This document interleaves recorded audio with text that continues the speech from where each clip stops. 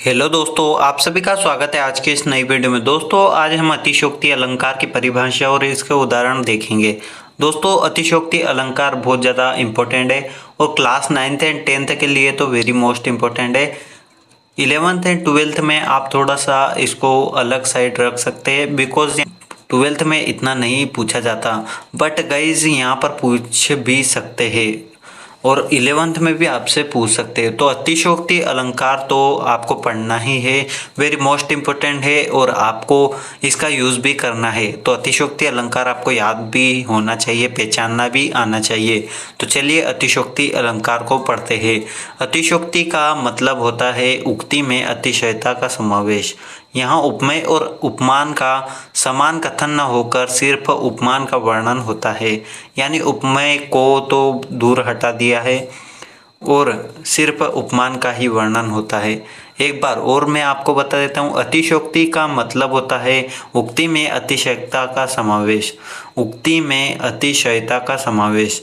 यहाँ उपमेय और उपमान का समान कथन न होकर सिर्फ उपमान का वर्णन होता है।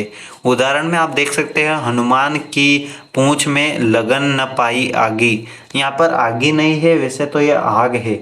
अब मैं आपको आगे पढ़कर दिखा देता हूँ। सगरी लंका जल गई, गए निशाचर भागी। यहाँ पर आप आग या भाग ऐसे भी पढ़ सकते हैं। एक बार मैं पढ़ के दिखा देता हूँ। हनुमान की पूंछ में लगन न पाई आग, सगरी लंका जल गई, गए निशाचर भाग। तो यह है सही से उदाहरण, आप इसे याद कर लीजिएगा। यह अतिशयोक्ति का उदाहरण है। अब आप टेंशन मत लीजिए, अगर आपको अतिशयोक्ति की यह वाली परिभाषा और यह वाला उदाहरण पसंद नहीं आया हो तो आप यह देख लीजिए। तो चलिए मैं आपको बता देता हूँ अतिशयोक्ति अलंकार की दूसरी परिभाषा। जब किसी वस्तु, व्यक्ति आदि का वर्णन बहुत बाधा। अब यहाँ पर यार शब्दों को भी पता नहीं टाइपिंग में कैसे लिखा गया है। जब किसी वस्तु, व्यक्ति आदि का वर्णन बहुत बड़ा चढ़ाकर किया जाता है, यहाँ पर बाधा है तो आपको यहाँ पर बड़ा चढ़ाकर कर लेना है। जब किसी वस्तु, व्यक्ति आदि का वर्णन बहुत बड़ा चढ़ाकर किया जाए तब वहाँ अतिशयोक्ति अलंकार होता है। यह परिभाषा आपके लिए बहुत ज़्यादा सरल होने वाली है और बहुत ज़्यादा सरल है। जब किसी वस्तु, व्यक्ति आदि का वर्णन बहुत बड़ा चढ़ाकर किया जाता है वहाँ अतिशयोक्ति अलंकार होता है। इस अलंकार में नामुमकिन तथ्य बोले जाते हैं। जैसे आप यहाँ पर इसका उदाहरण देख सकते हैं। पड़ी अचानक नदी अपार, घोड़ा कैसे उतरे पार। राणा ने सोचा इस पार तब तक चेतक था उस पार। यानी जब युद्ध चल रहा था पठानों से राणा जी का, तब वह युद्ध में अकेले रह गए थे और अपने चेतक के साथ थे। चेतक की 3 टांग रह गई थी। चेतक दौड़ रहा था राणा जी की जान बचाने के लिए।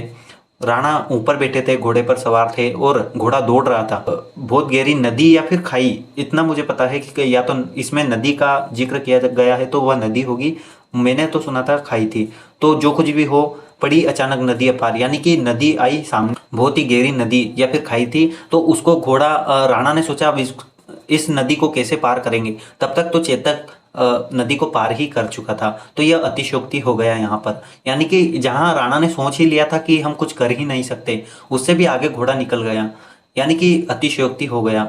जब किसी व्यक्ति, वस्तु आदि का वर्णन बहुत बड़ा जड़ा कर दिया जाए वहाँ अतिशयोक्ति हो जाता है। यानी घोड़े के बस में नहीं था तब भी घोड़े ने बड़ा चढ़ा कर नदी को ही लांग डाला। तो यह आपका अतिशयोक्ति अलंकार था। अब मैंने आपको एक्सप्लेन करने की फुल कोशिश की है। आई थिंक यह आपके दिमाग में घुस गया होगा। तो अतिशयोक्ति अलंकार की परिभाषा आज हमने जानी, सीखी एंड समझी। तो आज की यह वीडियो यहीं पर एंड करेंगे। और अगर आप चैनल पर नए आए हो तो चैनल को सबसे पहले सब्सक्राइब कर दीजिए ताकि आपको ऐसी ही इंटरेस्टिंग वीडियोस मिलती रहे इस चैनल पर। सो आज की वीडियो में बस इतना ही। मिलेंगे ऐसे ही किसी इंपॉर्टेंट वीडियो में इंपॉर्टेंट टॉपिक के साथ। तब तक के लिए जय हिंद, जय भारत, वंदे मातरम।